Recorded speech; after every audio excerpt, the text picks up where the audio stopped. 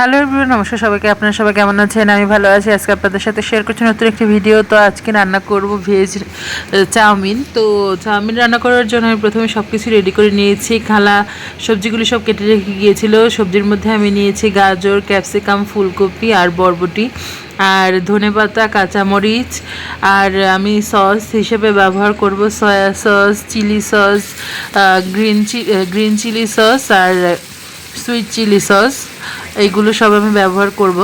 আর এই তো আমি প্রথমে ওই পাশে আরেকটা কড়াইতে বসিয়ে দিয়েছিলাম নুডলসটা সিদ্ধ করতে, আর এই পাশে আমি তেল দিয়ে তার ভিতরে সবজিগুলো রান্না করার জন্য বসিয়ে দিয়েছি। সবজিগুলো দিয়ে এর মধ্যে হালকা একটু লবণ দিয়ে ঢেকে ঢেকে এগুলোকে ভালো করে সিদ্ধ করে নেব। তো সবজিটা সিদ্ধ হতে একটু সময় লাগবে, তো আপনারা একদম ঢেকে দিয়ে ঢাকনা দিয়ে আস্তে আস্তে ভালো করে সিদ্ধ করে নেবেন। ভালো করে সিদ্ধ না হলে কিন্তু খেতেও মজা লাগবে না। সিদ্ধ হওয়াটা সবজিগুলোর জন্য বেশি জরুরি। কিন্তু আমরা যে নুডলস খাই বা এই যে রেস্টুরেন্টে খাই, ওগুলো ওনারা একটু কম সেদ্ধ করে, একটু ক্রাঞ্চি রাখে। ক্রাঞ্চি রাখলে কিন্তু টেস্ট আবার অন্যরকম হয়। আর আমরা যারা ফ্যামিলিতে সবাই মিলে যদি খাই, তখন একটু আমরা ভালো করে সেদ্ধ করি, কারণ সবাই সব রকম খাবার তো পছন্দ করে না। যদি চাইনিজ স্টাইলে রান্না করতে যান, তাহলে অবশ্যই একটু ক্রাঞ্চি রাখার চেষ্টা করবেন। আর আমার নুডলসটা সেদ্ধ হয়ে গেছে, আমি এখন ভালো করে জল দিয়ে ধুয়ে নিচ্ছি। আর এই তো আমার প্রায় সিদ্ধ হয়ে গেছে ভেজিটেবলটা। তো এটাকে আমি আবার ভালো করে নেড়ে চেড়ে দেবো, না হলে যদি নিচে লেগে যায় তখন আবার এটা পোড়া গন্ধ আসতে পারে। এই জন্য আমি ভালো করে নেড়ে চেড়ে দিচ্ছি। তো এভাবে বারবার এই ঢাকনাটাকে উঠিয়ে ভালো করে নেড়ে চেড়ে সিদ্ধ করে নিতে হবে সবজিগুলো। আর এখন এটার ভিতরে কাঁচা লঙ্কা, তারপরে পরিমাণ মতো একটু হলুদ, বেশি হলুদ দেবো না, একটু হালকা হলুদ দেবো সামান্য, আর একটুখানি লঙ্কার গুঁড়ো দিয়ে দিচ্ছি সামান্য, এতটুকুই দিয়েছি গুঁড়োর মধ্যে।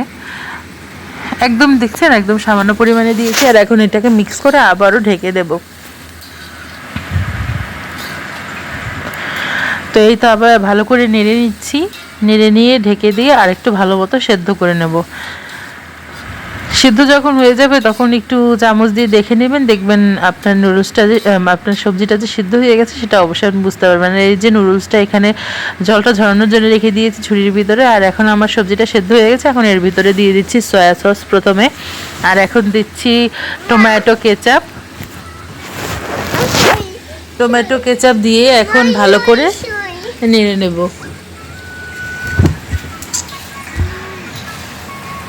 নেড়ে নেওয়ার পরে তার ভিতরে দিয়ে দেব অন্যান্য সসগুলো। তো আপনারা দেখতে থাকুন, আমি একের পর এক ভালো করে বলে দিচ্ছি। আপনারা এভাবে যদি ট্রাই করেন, দেখবেন অবশ্যই খেতে খুব মজা লাগে। আর এটার ভিতরে আমি কোনো ডিম বা পেঁয়াজ, রসুন কিছুই ইউজ করিনি। এই যে এখন দিচ্ছি গ্রিন চিলি সস, তারপরে দিয়ে দিচ্ছি হলো সুইট চিলি সস। তো এখন এগুলো দিয়ে ভালো করে মিক্স করে নেব। আর এখন দিচ্ছি একটু চিলি ফ্লেক্স, আর একটু অরিগানো দিয়েছিলাম, বেশি দিইনি, হালকা দিয়েছিলাম, কারণ চিলি ফ্লেক্সটা দিলে তো একটু ঝালের পরিমাণ বেশি হয়, এই জন্য একটু হালকা পরিমাণেই দিয়েছি। আর এই তো অরিগানোটা দিয়ে এখন ভালো করে নেড়ে এখন নুডলসটাকে দিয়ে দিচ্ছি। চাউমিনটাকে দেওয়ার পরে একেবারে ভালো করে মিক্স করে নেওয়ার পরে আপনাদের সামনে আবার আসলাম। তো ভালো করে মিক্স করা আমার হয়ে গেছে। এখন শুধু এটার উপরে ধনেপাতা দিলে রেডি হয়ে যাবে আমার চাউমিন।